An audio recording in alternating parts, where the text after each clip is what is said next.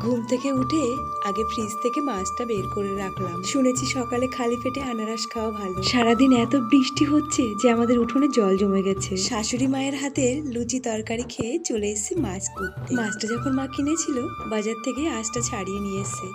আমি শুধু মনের মতো করে পিস করে নিলাম। 3 পিস রেখেছি ভাজা খাওয়ার জন্য, আর বাকি সব মাছ সর্ষে দিয়ে রান্না করব। 2 রকম সর্ষে, পোস্ত, টক দই আর দিয়েছি কাজু বাদাম। সামান্য একটু চিনি, হলুদ, লবণ, তেল সবকিছু একসঙ্গে দিয়ে ঢাকনা চাপিয়ে গ্যাসটা একটু কমিয়ে দিয়ে গিয়েছিলাম ঘর গোছাতে। এসে দেখি আমার সর্ষে ইলিশ রেডি। সর্ষে ইলিশের গন্ধে বর্মশাই গ্যাস অফিস থেকে আজ তাড়াতাড়ি ফিরেছে। খাওয়া দাওয়া করে গিয়েছিলাম ছেলেকে নিয়ে সাঁতারে। সাঁতার থেকে বাড়ি ফেরার সময় ছেলে বাবার কাছে আবদার করেছে ফালুদা খাবো, কিন্তু ও ফালুদা খায়নি। আমরা দুজন ফালুদা খেয়েছি, ও খেয়েছে অন্য কিছু। তবে আমার কাছ থেকে ভাগ বসিয়েছে। যাই হোক, এখনের মতো ভিডিওটা এটুকুই।